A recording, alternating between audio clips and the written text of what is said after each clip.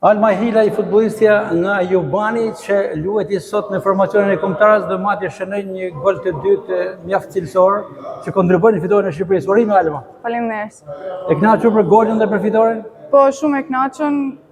Janë shumë ditë që na stërvit për këtë ditë, domethënë, edhe jam shumë e gëzuar që arritme të bëjmë atë neshin që kena përgatit edhe ka shumë e gëzuar domethënë. Përveç golit bëhet një ndeshje të mirë në aspektin personal. E kënaqur me formën tuaj? Po, ka qenë një vit shumë i vështirë për mua, me thënë drejtën, po jam shumë e gëzuar që jam gjithmonë pjesë e kombëtares edhe që mund të jap më të mirën.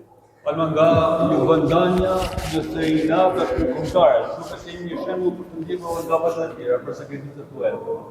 Po, normal, sakrificat janë të mëdha, falenderoj gjithë njerëzit domethënë që kanë qenë gjithmonë afër me mua. Shpresoj gjithmonë edhe më mirë që t'jap më të mirën dhe Sot kishte shumë tifos në tribunën e stadiumit Loro Buriqi, por dominonin ato nga Jubani, mes të cilëve patjetër edhe një figurë e shuar si Ferdinand Jaku që ka bërë historinë në themelimin e klubit parë në Shqipëri të futbollit femror. Po, nuk mungon kur, me thënë drejtën, edhe ka qenë gjithmonë një njeri mu marrë shembull edhe për mua, edhe sepse më ka dashur dhe më ka respektuar gjithmonë edhe falenderoj shumë. Dedikimi shkon për kë shkon ky gol i sotëm? Dedikimi shkon për tonë, për mua mas paris, dhe thash se ka një vit shumë i vështirë për mua dhe jam shumë e gëzuar që arrita me i dhanë një fitore skuadrës. Pas pak ditësh ndeshja e kthimit me Kroacinë. Po. Këtë ditë fitore e Shqipërisë apo të vjen ndeshja me Shqipëri?